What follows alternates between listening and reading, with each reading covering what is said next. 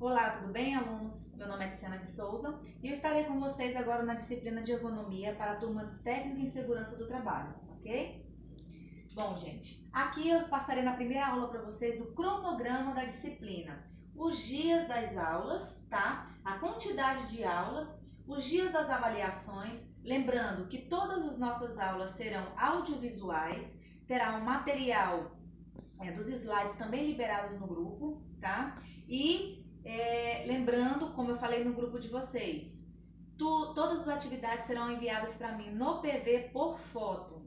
Nenhuma atividade será enviada no grupo, tá? Entre os alunos e professores, ok? A apostila de vocês foi liberada hoje no grupo, então esteja acompanhando as aulas juntamente com a apostila. A nossa primeira aula de hoje falará dos capítulos 1, 2 e 3, tá? Entrando sobre os fundamentos da ergonomia. Ergonomia é uma palavra original do grego, aonde ergon significa trabalho e normos, regras ou normas trabalhistas. A ergonomia nada mais é do que uma ciência que tem origens relacionadas ao estudo e pesquisa da fisiologia do trabalho. Quer dizer que eles analisaram como o trabalhador exercia sua função e tentaram criar um perfil ergonômico, preservando a saúde do trabalhador. A ergonomia é regulamentada pela NR 17 do Ministério do Trabalho e parametriza as condições de trabalho voltadas para o máximo conforto, segurança e otimização do desempenho dos empregados. Tá? Entenda o que significa a segurança do trabalho. Aos alunos que já estão há um determinado tempo no curso, já entendem muito bem. Aos novatos, vamos lá tirar as dúvidas de vocês. É um conjunto de normas adotadas por empresas para minimizar a possibilidade de acidentes e proteger a integridade dos funcionários. É considerado como segurança do trabalho, por isso a necessidade de um técnico de segurança do trabalho estar presente em empresas com grandes quantidades de pessoas trabalhando ou prestarem um serviço assistencial a empresas pequenas, tá? Conceito. O conceito de ergonomia no que diz respeito à adaptação do trabalho ao ser humano é evidenciado desta maneira nos serviços de saúde ocupacional.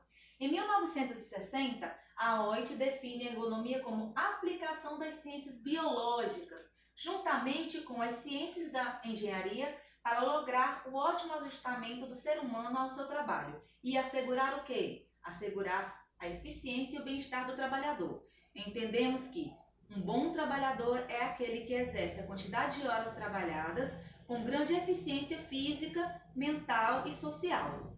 Ok? É importante salientar que no Brasil, o Ministério do Trabalho e Previdência instituiu a Portaria 3.751, em 23 de 11 de 90, regulamentando a NR 17. Foi quando a mesma foi criada. Tá? Riscos ergonômicos. O que são riscos ergonômicos? São todas as condições que afetam o bem-estar do indivíduo, tanto físicas, mentais e organizacionais. Quer dizer que você não precisa ter um impacto físico, tá? Para se ter um risco ergonômico, uma doença ocupacional. Podem compreender como fatores que interferem nas características psicofisiológicas, do profissional, provocando desconfortos e problemas de saúde. São exemplos de riscos ergonômicos: levantamento de peso, ritmo excessivo de trabalho, monotonia, tá? É aquela situação em que você, por exemplo, um segurança patrimonial que trabalha em um banco, ele fica naquela posição, muita gente acha que aquilo não cansa. Aquilo é uma monotonia, tá? Pode não ter um ritmo excessivo, mas aquilo acaba sobrecarregando o sistema funcional dele. Repetitividade de movimento e postura inadequada. Aqui uma imagem para vocês de uma postura inadequada e uma postura corrigida em relação à parte física do trabalhador. Tá? Quais são os principais riscos ergonômicos?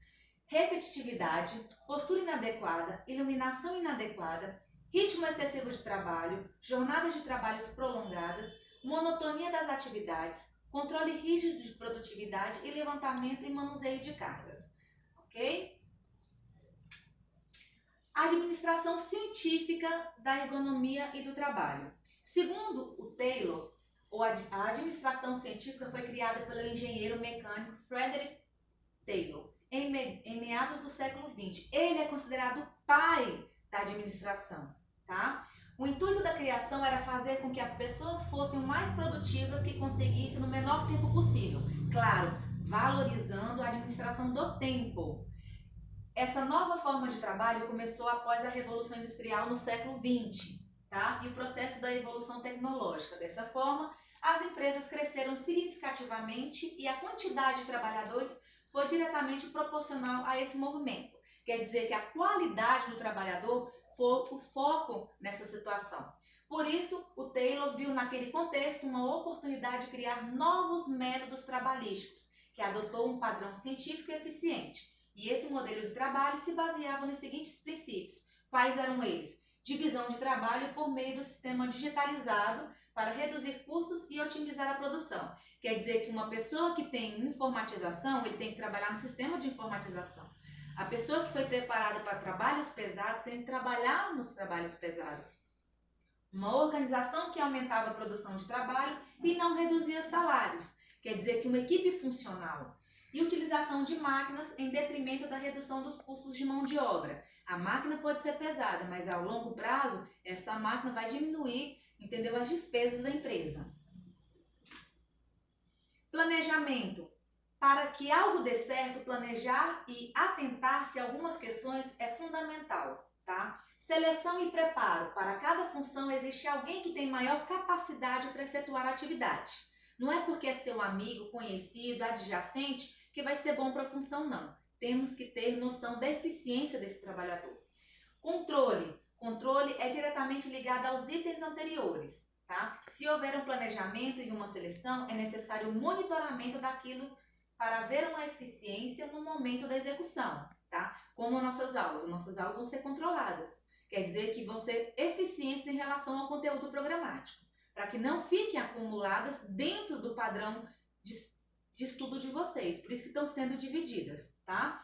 Execução. Com um bom planejamento, a execução do trabalho vai ser muito mais eficiente. Quer dizer que eu vou ter o tempo necessário para me executar o trabalho planejado. Singularização das funções. Para que exista uma redução de custos com o trabalho, é importante que cada trabalhador seja especializado no seu cargo. Por isso, o currículo é fundamental para que você possa empregar alguém.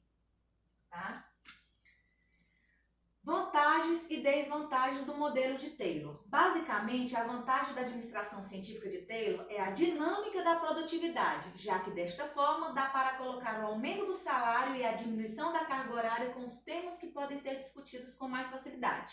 Então, lógico, gente, o trabalho está relacionado com a capacitação e a excelência do empregado. Não está relacionado com o tempo de trabalho que ele exerce, muito menos com o peso que ele carrega. Tá? Por isso, nós temos que nos qualificar. A desvantagem mais conhecida era a aversão de alguns métodos científicos por tornar o trabalho totalmente mecanizado, já que nem todos queriam e não podiam investir em tecnologia. Por isso, esse processo do Taylor, essa investigação científica do Taylor, foi em meados do século XX, com a Revolução Industrial. Tá? Atividades de vocês. Temos um questionário com 6 perguntas. Após responderem essas perguntas da nossa primeira aula de hoje, vocês vão me mandar a foto, tá? Privado no meu WhatsApp. Usem a NR, usem a apostila e usem os slides. Muito obrigada pela atenção e bom estudo.